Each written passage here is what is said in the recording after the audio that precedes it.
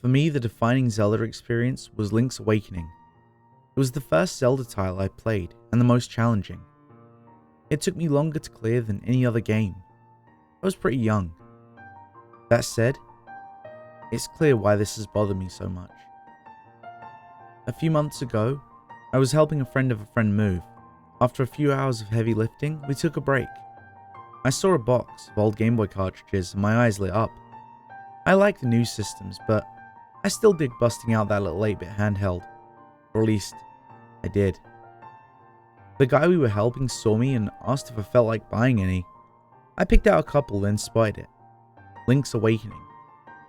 I'd lost mine, the non-DX one, and was looking to replace it.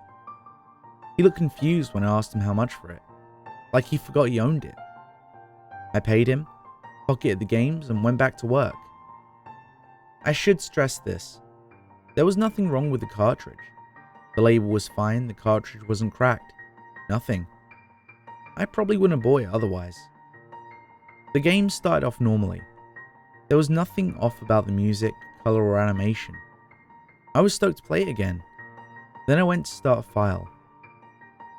Something was wrong. First off, there was no music. There was only this barely audible thumping noise over every other second. Next was the top right of the screen. The night statuses had been replaced with 2 Stalfos. Different from what I remembered. The thing that convinced me it was a defect was that there was only one empty file. The other 2 were gone. At this point, the thumping noise was starting to annoy me. So I started the file and entered Link. The game was faulty, but I was curious to see how. It started off with Link tossing and turning while Marin watches. There was no music, but the thumping noise was gone. When I woke up, Marin says the wait is over. She then said that she'd make preparations and left the room. I tried to leave, only to be stopped at the door by a dialogue box that read ellipses, prompting me to speak with Tarun. His friendly tone was gone. He was pleading with me, offering my shield and asking to go. He begged, saying that he'd tell me where the sword was. The usual sound effect for text was replaced by something duller and strangely paced. His wording and tone made it sound like Tarun was crying. He then insisted that I must be hungry, promising to make me a mushroom stew before rushing out of the room. It wasn't defective. It was hacked. Realizing that made this sequence with Tarun kind of interesting. I started exploring the village. The physical layout of everything was the same as I remembered, except for 2 things. All the human characters that lived outside the village were now in it, except for the witch. Richard and the Cuckoo Keeper were standing near the cuckoo statue. Crazy Tracy was at the center of the field of bushes. The second fisherman was beneath the first. Mr. Wright was beside the library. The music was the same track used for the village in the original, but slower and a bit scratchy. Second, the crane game was gone. In its place was an area fenced off by lit torches. Inside was a large collection of bone piles, the same one used in caves and dungeons. In this area, there was no music, just a low pitch broken up by sharp, awkward breaks. Every villager laughed and said that I couldn't be him because I had no sword. The one exception was Alrira. His sprite changed to show that his eyebrows were lowered angrily. The sword comment was an obvious hint, so I headed towards the beach. I made my way down, the music fading to silence. Oddly, there were no monsters. I was more confused than bothered by it, and went for the sword. The owl flew down when I got near it. He cackled and talked about how glad he was to fulfill his role. He ordered me to take the sword and go to the mysterious forest before flying off. I grabbed the sword, not that there were enemies to fight with it, and headed back towards the village. Near the village, the owl appeared again. Walking towards it caused him to scream about how you can't go, that they can't know, and that they don't deserve to. The game was forcing me into the forest, the layout of which had been changed. From the first screen, I could only go to the right, which is where I found the witch's hut. The dull thumping noise started again. When I entered, it became faster. Speaking, The witch made it louder and even faster. She insisted that there were other ways to make it and offered power for a way out. The game shot out this brief, high-pitched screeching noise. Syrup's sprite stopped moving, and no further text could be prompted. I left the hut and headed right. The next screen was more familiar. It was Tarun in his raccoon form. The crying sound from earlier began looping, louder this time. He charged and began doing damage, crying as he did. The shield kept him off me, letting me pull up my inventory. The magic powder had been added. I threw some onto him, thinking it would cure him. His sprite movements became faster, and a text appeared about as he screamed how his skin was burning. A new animation played, the game releasing another one of those high-pitched screeches. This one lasted for the whole animation, mixing in different sound effects. Lines of darkness began to cover Tarun's sprite until he was covered. The arms fell off, his eyes disappearing as the ground was stained with his blood. The game was making sure I heard Tarun's suffering. I was horrified. He hit the ground, a pile of blood and guts. The crying sound looped softly. The owl flew in and marked how excellent it was. I'd done it almost to the letter. He screamed at me to put the thing out of its misery. I had no idea what to do. A new dialogue box popped up. Tarun whimpering about the sword. I turned off the game. A few minutes later, I turned it back on, annoyed at the idea of the hacker getting one over me. The file name had changed from Link to Black.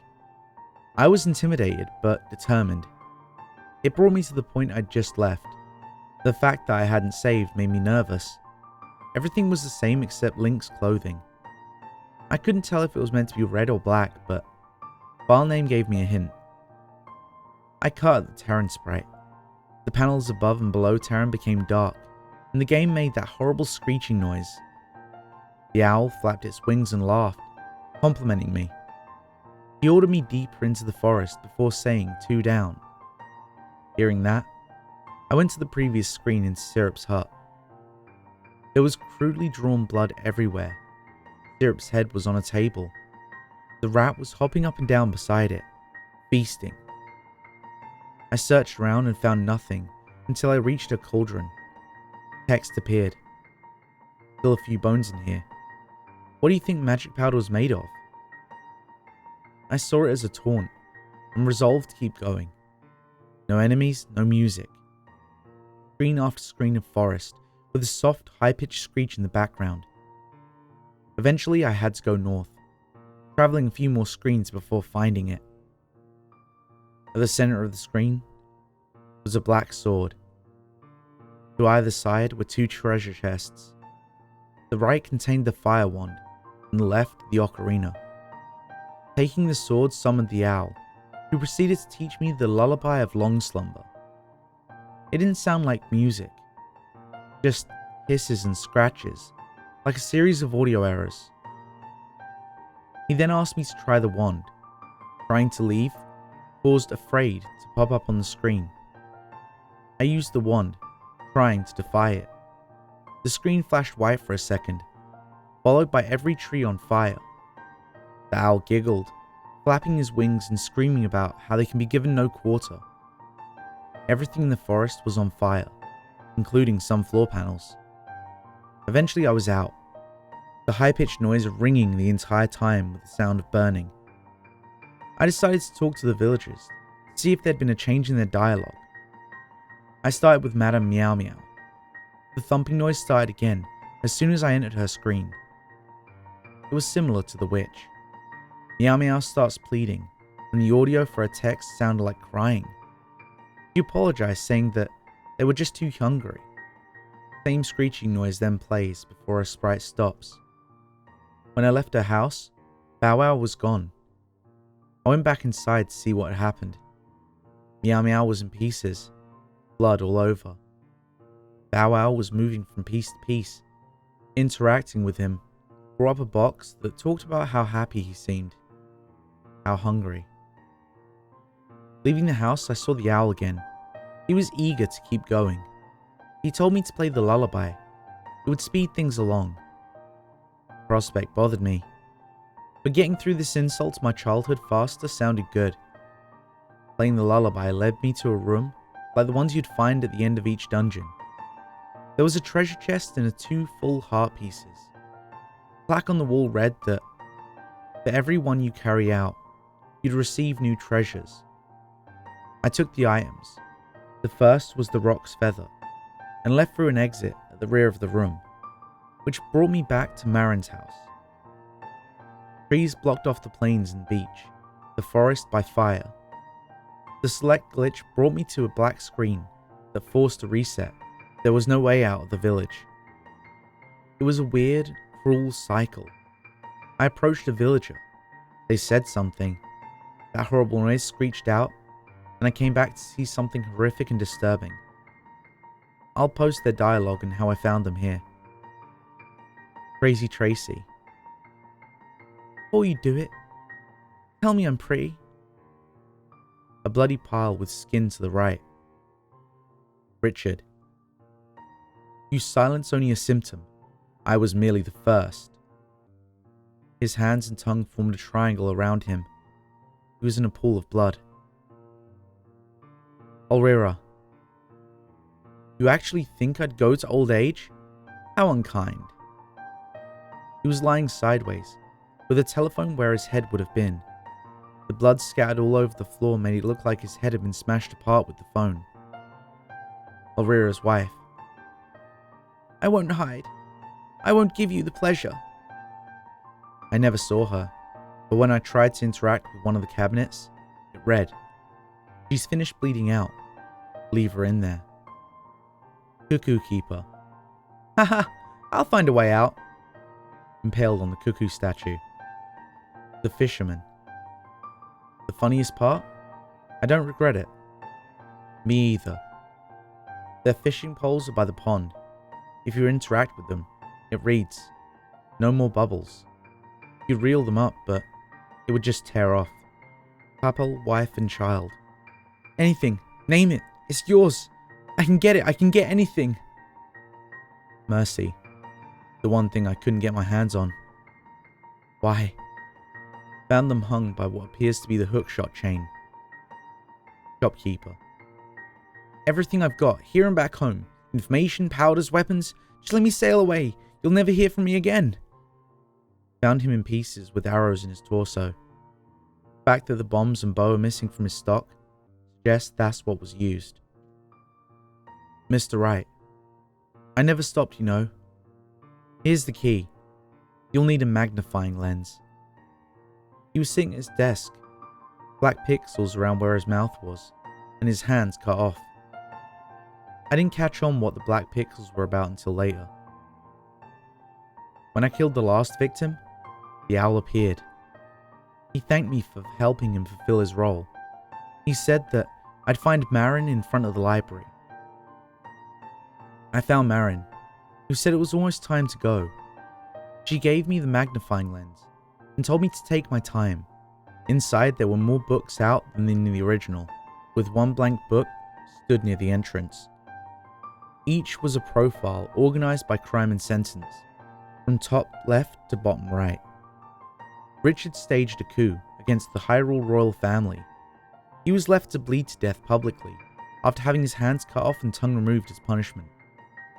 Alrira, a former advisor, betrayed the throne as Richard's informant.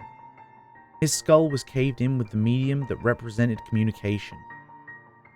Alrira's wife hid criminals and rebels in support of her husband and Richard. She was given a small but mortal wound bound before being left to die in a small, confined space, similar to one she used to hide others. Mr. Wright wrote slander during the coup. His hands were cut off to rob him of his favourite pastime, before being force-fed enough ink to burst his stomach. Papel and his family were thieves. They were hung facing one another, so the last thing they could steal was a look at their suffering loved ones. Crazy Tracy was a man who skimmed women and wore their flesh. He would wear their face as a mask and hide within what looked like a seat, the body stuffed to appear as though it was sitting.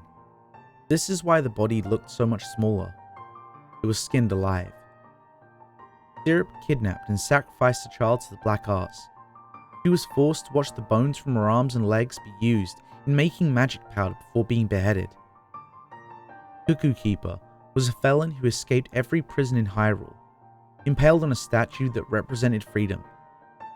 The fishermen were pedophiles, drowned with their genitals attached to fishing hooks. Madame Meow Meow killed her children and fed them to her pets, diced into pieces and served to animals.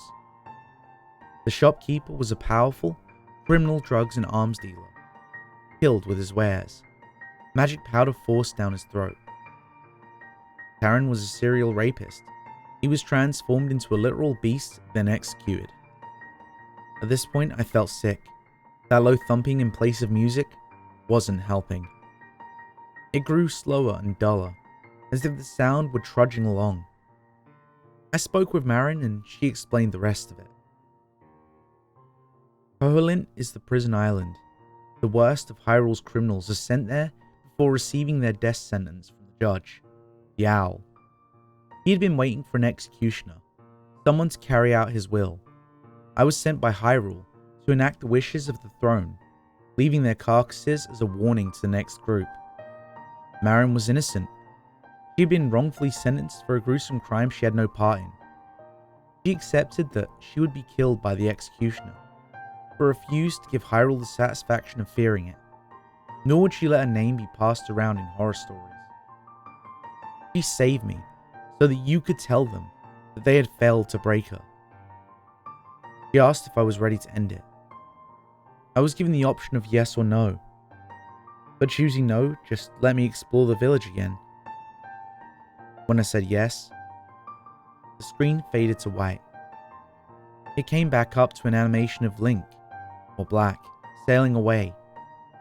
He looked satisfied, happy even. It then cut to a drawing of the library. Marin was lying propped up against it, with her eyes rolled back. Her throat and stomach had been cut open, with a huge slash across her face. A lot of care was given to the blood and guts. It was disturbing, and the picture has stuck with me long after I turned the game off. Bold font appeared in front of her, reading, "Congratulations." Beneath it in the smaller black print was, "You're the hero of Hyrule." It fades to black before white text appears at the center of the screen. "And no one will ever know you volunteered for it."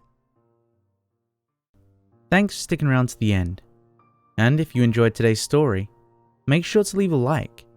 And if you want more like it, make sure to subscribe and ring the bell so you never miss a story. If you need more now, why not check out my Gamepasta playlist? I'll leave that on this card, and I'll catch you in the next story.